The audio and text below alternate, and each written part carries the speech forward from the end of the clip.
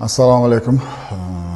O'yin haqida gapiradigan bo'lsak, bolalarning oldiga qo'yilgan butun planimiz, rejamiz hammasi ishladi. Hamma o'z urovida o'ynadi deyman. Bolalarga o'yindan oldin ham aytdim.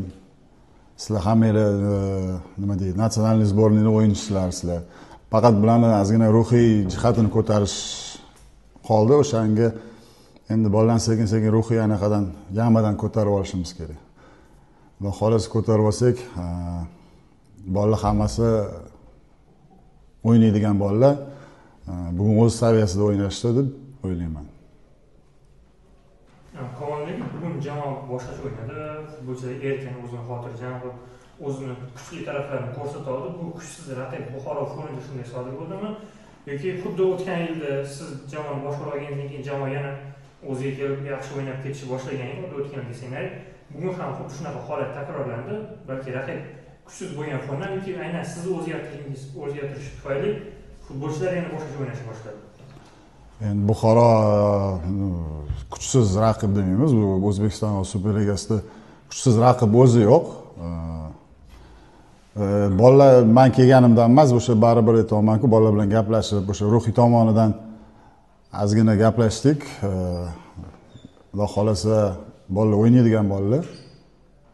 Sal o'zi ozgina yamaga tushib qolishdi o'sha ruhiy tomondan.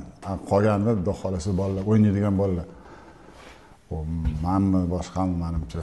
Biroz ruhiy tomondan ko'tarib olish kerak. Kamoliddin aka, Moreira davrida Paxtakorga nima yetishmadi deb o'ylaysiz?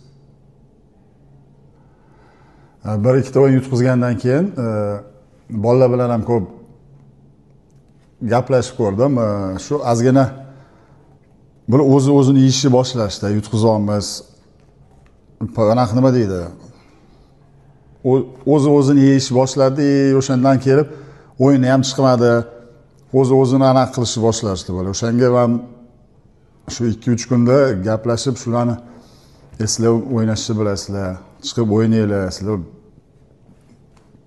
hammasi kandidatda baribir. Nasional sborniga yoshi bormi? Hamma sborniyda kandidat. O'shanga bularni shu faqat shu yamadan chiqazib olishimiz kerak. O'ynaydigan bolalar bular hammasi. O'shadan ishonchini qaytarish kerak bularga. Qonun siz murabbiysiz. Jamoada o'tganlar ma'lum vaqt faoliyat olib bordingiz, lekin sizga nisbatan qandaydir adolatsizlik qilayotgandek tuyulyapti. Chunki o'tgan yil siz boshqardingiz, jamoa yaxshi o'ynay boshladi. Lekin Maksim Xatskiy ta'tildan qaytib keldi. Bu yil ham Pedro Moreira ta'tilga chiqdi, uning o'rnini siz egalladingiz va keyinchalik ham xuddi shunaqa holat kuzatilishiga sizni qanaqadir ichingizda og'ritib yoki alamli bir nimalarni uyg'otmaydimi? O'z uslubingiz bor, o'z futbolchini tarbiyasiz, mehnat qilasiz, ma'lum bir natijaga erishasiz, lekin yana keyinchalik vaziyat chigal bo'lib ketadi.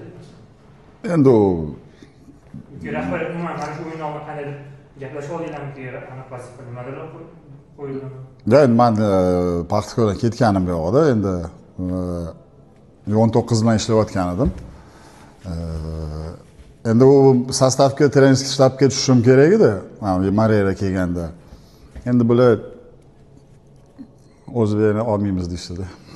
O'shanga men bu yerda ishlab turdim, keyin baribir ular bilan gaplashib turardim, trenerlar bilan. Endi nima desam bo'ladi. Bu yoqni ko'ramiz, xudo xolasa. Bu yog'i endi rukovodstvo, biz trener biza bugun bu yerda ishlaysan desa ishlaymiz, bugun bu yerda ishla desa o'sha yerda ishlaymiz. Kamoliddin aka, klub xabarida Moreira ta'tilga chiqdi deyilgan. Aslida ham ta'tilga chiqdimi yoki iste'foga chiqdimi? Endi bu savollarni klubda ishlayotganlarga beringlar, o'yin haqida javob beraman. Savol yo'q. Qonunlar